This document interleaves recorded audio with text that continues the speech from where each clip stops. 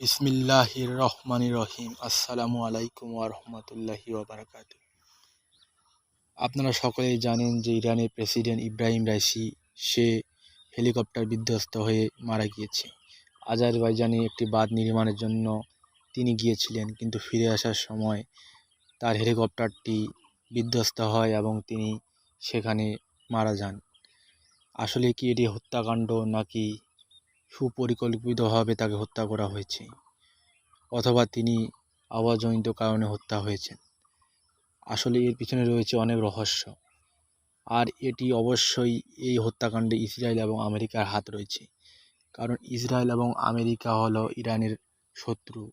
ইরানের প্রেসিডেন্টের হুকুমেই কিন্তু ইসরায়েলে হামলা করা হয়েছিল, এবং তিনি অর্থাৎ ইসরায়েলের প্রেসিডেন্ট সে ফিলিস্তিনকে যেভাবে ফিলিস্তিনি জনগণকে হত্যা করছে, আর এরই পরিপ্রেক্ষিতে ইরানের প্রেসিডেন্ট ফিলিস্তিনিদের পক্ষে কাজ করেছিলেন এবং ফিলিস্তিনিদের নানাভাবে সাহায্য সহযোগিতা করেছিলেন, আর এটা তার জন্য কাল হয়ে দাঁড়িয়েছিল।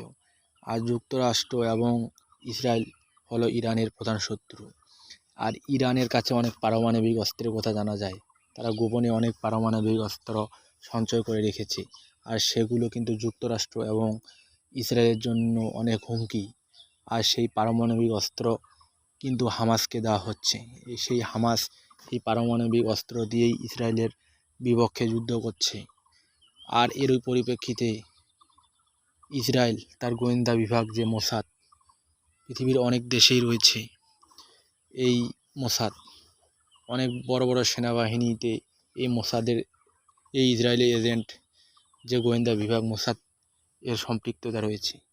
আর মোসাদ হলো এমন একটি গোয়েন্দা বিভাগ যারা যে কোনো দেশে ঢুকে ওই দেশের নাগরিককে হত্যা করতে পারে। যেমন ইরানের অনেক বড় বড় ধর্মীয় নেতা এবং নাগরিককে হত্যা করা হয়েছে। আর ইসরায়েল এমন একটা দেশ, তাদের পরিপন্থী এবং তাদের বিপক্ষ যারা শক্তি, যে রাষ্ট্রপ্রধান তাদের বিপক্ষে যায়, তাদেরকে তারা নানাভাবে হত্যা করে। ইসরায়েল আমেরিকা তাদের নিজেদের স্বার্থে পৃথিবীর যে কোনো কাজ করতে পারে। এই ইসরায়েল আমেরিকা এরা পরস্পর একে অপরের বন্ধু। আল্লাহ সুবহানাহু ওয়া তাআলা বলেন, তোমরা ইহুদি খ্রিস্টানদের বন্ধুরূপে গ্রহণ করো না, কেননা তারা একে অপরের বন্ধু। তোমাদের মধ্যে যারা তাদের বন্ধুরূপে গ্রহণ করবে তারা তাদের একজন। আর ইহুদি খ্রিস্টান অর্থাৎ আমেরিকা, ইসরায়েল, ব্রিটেন এরা একে অপরের বন্ধু। আর মুসলমানরা বিচ্ছিন্ন হয়ে গিয়েছে, তাই কাফেররা একতাবদ্ধ হয়ে মুসলমানদের ক্ষতি করার চেষ্টা করছে, এবং ফিলিস্তিন সহ বিভিন্ন ভূখণ্ডে তারা অসংখ্য মানুষকে হত্যা করছে। আর ইরানের প্রেসিডেন্ট যেহেতু ইসলামপন্থী, ইসলামের পক্ষের লোক, তাই তাকে সরানোই ছিল সেই কাফের মুশরিকদের প্রধান দায়িত্ব এবং কর্তব্য। ভারত ফিলিস্তিন বিরোধী, আবার বড় বড় আরব বিশ্বগুলো কিন্তু ইহুদিদের পক্ষে চলে গিয়েছে। তাই এতে বোঝা যাচ্ছে যে ইরানের প্রেসিডেন্টকে সুপরিকল্পিতভাবে হত্যা করা হয়েছে, এবং বড় বড় কয়েকজন নেতাকেও।